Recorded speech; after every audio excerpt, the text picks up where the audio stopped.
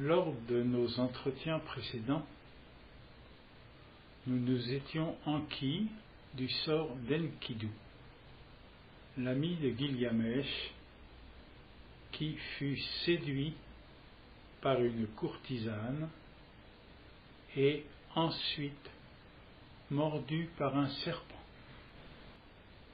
Sa mort affecta terriblement Gilgamesh et renforça son besoin et sa quête d'immortalité.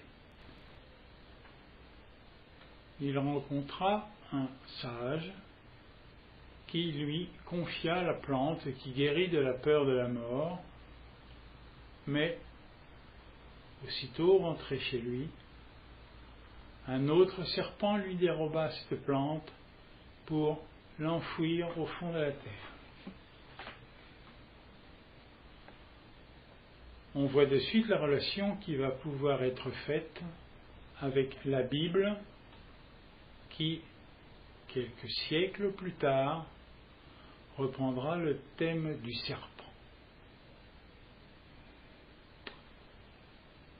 En attendant, revenons à Ulysse, qui, pendant 10 années, va parcourir les mers du retour vers Ithaque, qui représente la stabilité.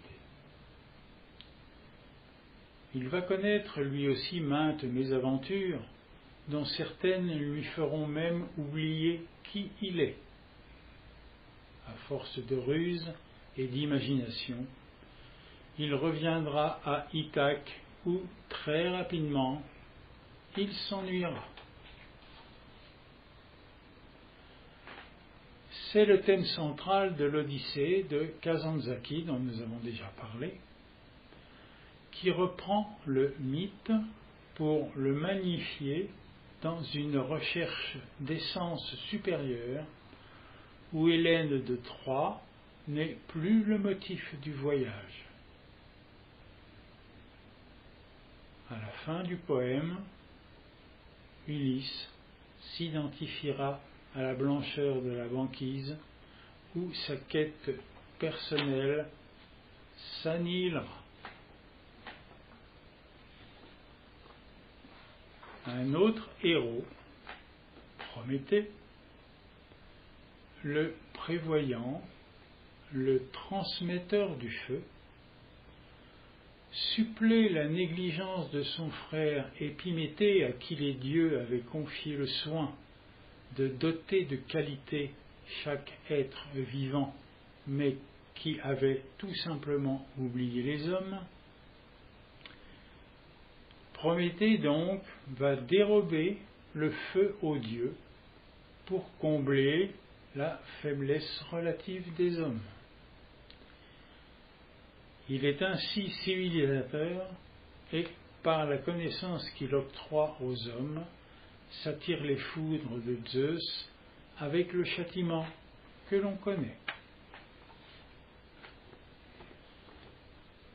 Ces trois mythes symbolisent parfaitement les relations indispensables et fondatrices entre les nécessaires affabulations mythiques et les méandres rationnels d'une pensée qui cherche à maîtriser les phénomènes qu'ils connaissent.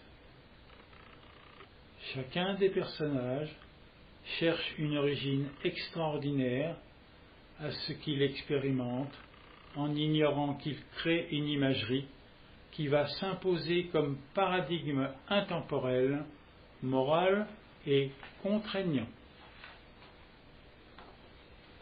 C'est ainsi qu'en toute bonne foi, la conscience entérine des forces agissantes qu'elle a elle-même forgées en croyant à leur extériorité et leur réalité opérative.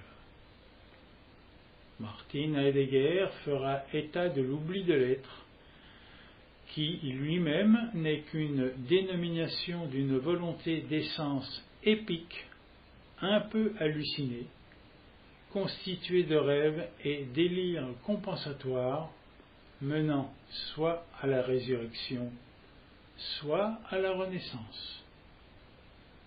Ce sera le thème d'un des prochains entretiens auquel je vous convie expressément.